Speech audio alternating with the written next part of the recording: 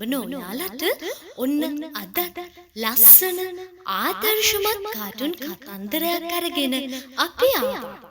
මී පැංචෝ අර බලන්නකෝ. මහජන බැංකුවේ සිසුල් දාන සමග ලෝකය දිනන්න ඔබේ දරුවාට දිරිය දෙන්න. ඔබත් නරිරාලගේ දන්සැලට පින් සිතින් උදව් කරන්න. එන්න අපේ හොඳම යාළුවා වෙන්න. අද කතාව නරිරාලගේ දන්සැල. ඔන්න ඉතින් අවුරුදු නිමාවෙන් පස්සේ ඊළඟට උදා වෙන්නේ වෙසක් උත්සවය කියලා නරිරාලට කල්පනා වුණා. නරිරාල හරිම සතුටින් කැලේ ඇවිදින්නට වුණා. මෙත් මල් පිබිදේවා සිත් තුල මෙත් මල් පිබිදේවා කරුණා ගුණ දේවා සිත් තුල කරුණා ගුණ දේවා මෙත් මල් ගුහාවෙන් එළියට බැහැපු වෙලාව හොඳයි වගේ. අර තියෙන්නේ මට ඕන කරන බාණ්ඩේ. මේ කල්ැතුවම හොදලා වැලේ වනලා. මේ වෙසක් පෝයට සිල් ගන්න අඳින ඇඳුම හොදලා වැලේ වනලා තියෙනවා නරිරාල දැක්කා. ආයේ ඉතින් මේක ඇඟට දාගන්නවා කියන්නේ මම එසැනින් සීලවන්තයෙක් වෙන එකනේ. දැන් ඉතින් මමත් සත්ගුණවත් සීලවන්තයෙක්.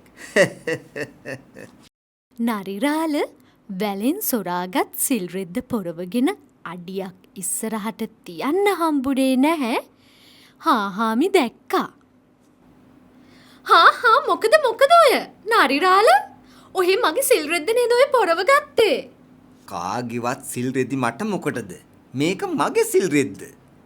හොඳයි මේක ඔහේ ගෙනම් මට ඔප්පු කරලා පෙන්වන්න. මං හොදලා වැලට දාපු සිල් රෙද්ද. ආයේ තව මොනව ඔප්පු කරන්නද? ඔක මගේ. මේක නම් හරිම අසාධාරණයි. නරිරාල ඔයාට පව් නැද්ද මෙහෙම මගේ අහිංසක සිත රිදවන්න? ඔය සිල් රෙද්ද මගේ. ඔක දීලා යන්න. සුදු පාට රෙදි තියෙන්නේ ඔහෙට විතරද? මේක මගේ සිල් රෙද්ද. පින්වත් මට අභූත චෝදනා ඉදිරිපත් කරලා නිකම් පව් පුරව ගන්න එපා හාමි. හාමිගේ සිල් රෙද්ද වුණත් හාමිට බැරි වුණා සිල් රෙද්ද තමන්ගේ කියලා ඔප්පු කරගන්න. හාමි දුක් වෙද්දී නරිරාල සිල් රෙද්දත් පොරවගෙන එතනින් පිට වුණා. මේ වෙච්ච දේ ගැන හාමිට හරියට දුක හිතුණා. ශ්‍රී ලංකාවේ හොඳම අධ්‍යාපනික සංග්‍රහව චූටි බබා. මේක ඇඟේ පොරවගෙන ඉන්නවා කියන්නේ ඉතින් හොර වැඩ, කැත වැඩ කරන්න ලයිසන් එකක් ගත්තා වගේ තමා. මී පැංචෝ අර බලන්නකෝ. ඔබත් නරිරාලගේ දන්සැලට පින් සිතින් උදව් කරන්න. වෙසක් පෝයදා දවස පුරා කැලේ මැද දන්සැල.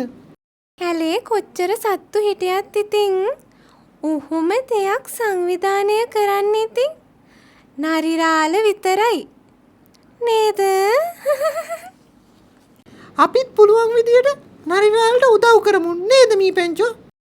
අපි දන්සලට යන පාර දෙපැත්තේ වෙසක් කූඩු හදලා ඉල්ලමු. එතකොට ලස්සනට තියෙයි. නරිරාලට ගොඩාක් ආස හිතෙයි. ඒක නම් හොඳ අදහස. ඒක නම් සුපිරියටම තියෙයි.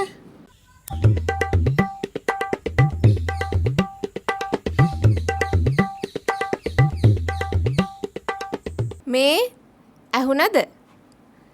කැලේ සත්තු හැමෝම කතා වෙනවා ඔහේගේ ඔය දන්සැල ගැන.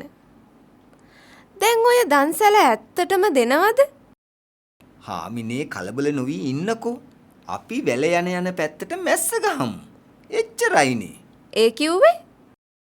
ඔහේ ඔය ගයක් ගානේ ගිහින් බඩු එකතු කරන්නේ දන්සැල දෙන්න නෙමෙයිද? මම මේ සිල් රෙද්ද පොරව ගත්තේ නිකන් නෙමේ හාමිනේ. හොඳට කල්පනා කරලා. මේ ඔහේ කපටිකම් කළාට නම් කමක් නැහැ. ඔහේ ඒකට ඔය වෙසක් උත්සවය ගාව ගන්න එපා. ඕවා පව් සිද්ධ වෙන වැඩ. මේ මට කතා කර කර ඉන්න වෙලාවක් නැහැ. මම ගම ගෙදරට ගිහින් ගමයව මුණ ගැහිලා දන්සැලට කුකුළු ටිකක් ඉල්ල ගන්න ඕනේ. මම යනවා හාමිනේ එහෙනම්. ඔන්න ඉතින් ඔය අතරේ හාහාමි නරිරාලට පාඩමක් උගන්වන්න උපායක් කල්පනා කළා. මගේ සිල් රෙද්ද පොරවගෙන නරිරාල හදන්නේ කැලේ සැත්තු රවට්ටගෙන දන්සල මුවාවෙන් එයාගේ මඩිය තර කරගන්න. ඒකට නම් මම කීයටවත් ඉඩ දෙන්නේ නැහැ. නෑමයි. මේ වගේ කැත වැඩ කරන අය කැලෙන් එලවල දාන්න ඕනේ.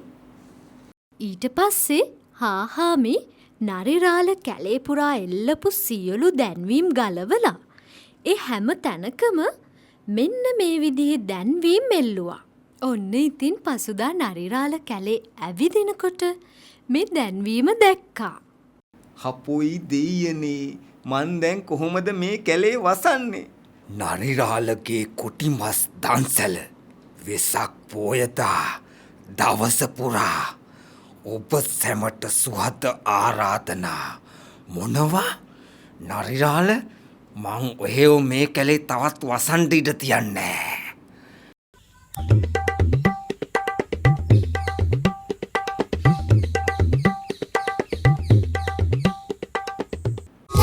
දරුවා පාසල් යන පළමු දින සිටම ඉදිරි කිරීම කියා දෙන්න. මහජන බැංකුවේ සිසුදාන ගිණුමක් ආරඹන්න. පොලියත් වැඩි, තෑගිත් වැඩි, වාසිත් වැඩි. කොටිරාල මාව තියන එකක් නෑ. මාව සූප්පු කොරයි කොටිරාල. නරිරාල ඔහොම නවතිනවා. තමුන්ට මගෙන් ගැලවීමක් නෑ අද. නරිරාල ඔහොම නවතිනවා. නරිරාල ඔහොම නවතිනවා.